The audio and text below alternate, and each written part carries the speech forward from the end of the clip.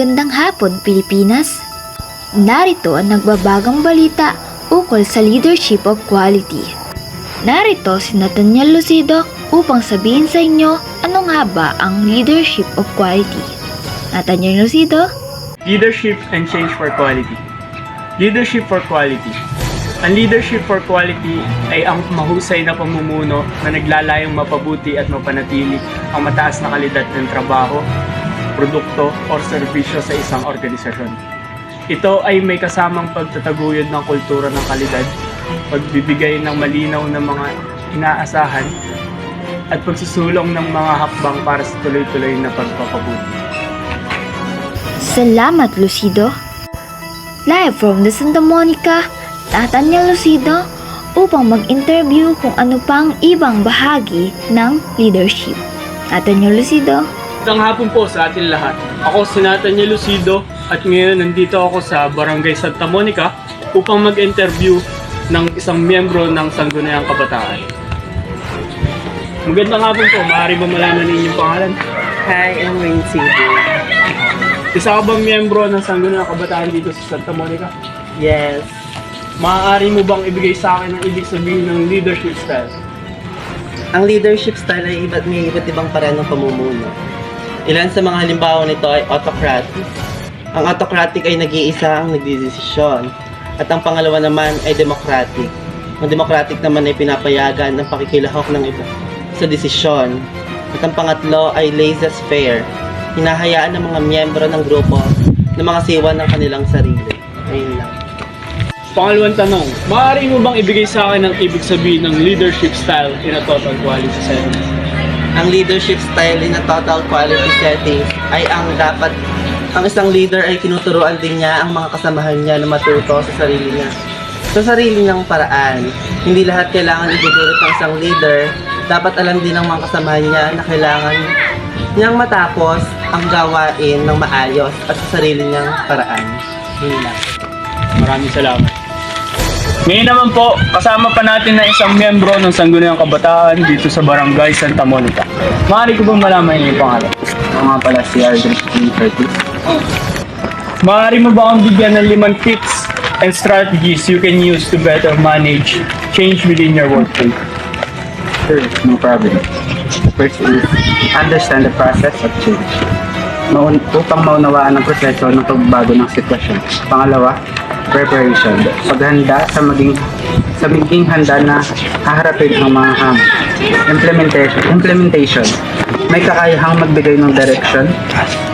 Fourth, follow through. Pagbabago at mapapaloob sa kultura at mga gawin ng kumpanya.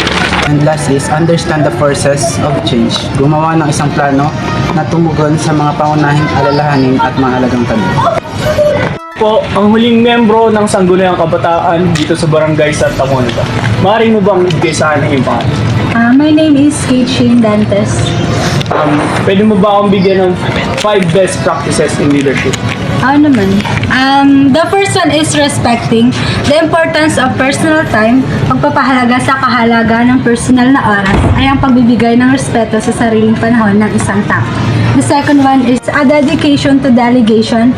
Ang dedikasyon sa pagbibigay ng tungkulin o delegasyon ay ang tapat na nagpatutok at sakripisyo para mailipat ang trabaho sa ibang tao ng maayos.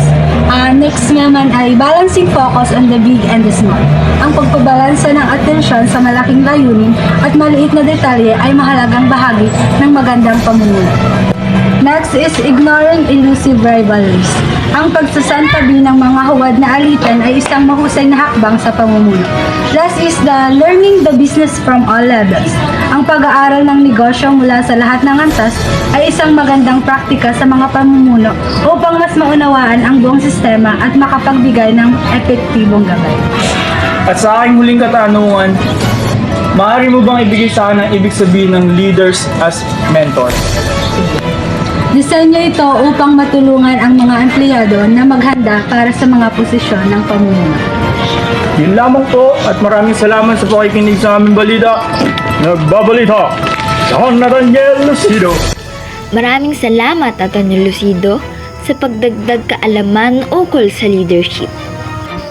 Narito pa ang 10 characteristic of quality. Panoodin. Ngayon para sa project natin ng segregation ng basura sa ating barangay. I-assign ko kayo sa iba't ibang barangay para meron tayong separation ng gagawin. Ikaw ay sa barangay West, ikaw ay sa barangay Talaga, ikaw ay barangay Pauli 1, at ikaw ay barangay Paulitos. Yun lang.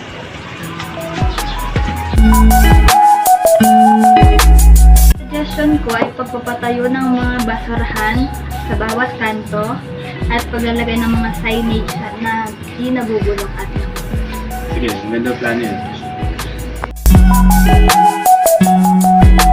Meron akong announcement, magkakaroon tayo ng isang team building para sa ikagaganda ng samahan ng bawat isang empleyado at mga kasamahan natin. Leader niyo, hindi lang ako puro salita, sinasamahan ako din ng gawa. Kaya lahat na hindi tutulong sa proyektong ginagawa natin ngayon, bibigyan natin ng disciplinary action para maging pantay-pantay ang ginagawa natin sa proyektong ito.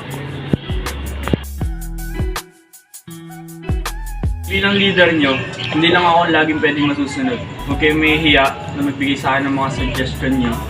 At kung sangayon naman dito ang lahat, sasangayon ako dito. Suggestion po. Sir, pwede po kaya yung, halimbawa, maglalagay po tayo ng mga basurahan sa bawat barangay, tas ang basurahan na yun, lalagyan natin ng design para mainggan yung mga kabataan po. Yung halimbawa po, lalagyan natin ng design na parang ring, tas dun po isa-shoot yung mga recycled bottles para mainggan nyo sila. Sige, magandang suggestion yan. Salamat. As a leader nyo, pinapakita ko yung tunay na ako para maging transparent tayo sa isa't isa. Opo nga sir, habang tumatagal po, na-adapt namin yung way kung paano ka maging isang leader po.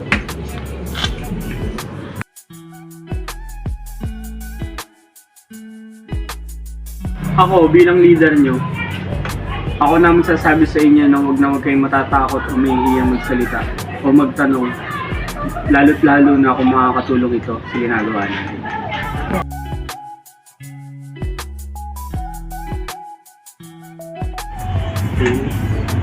Sir, kung di po dahil sa inyo, hindi namin matatapos ng maayos ang ating proyekto. At sa inyo na nga po namin nakita ang pagiging mabuting isang leader.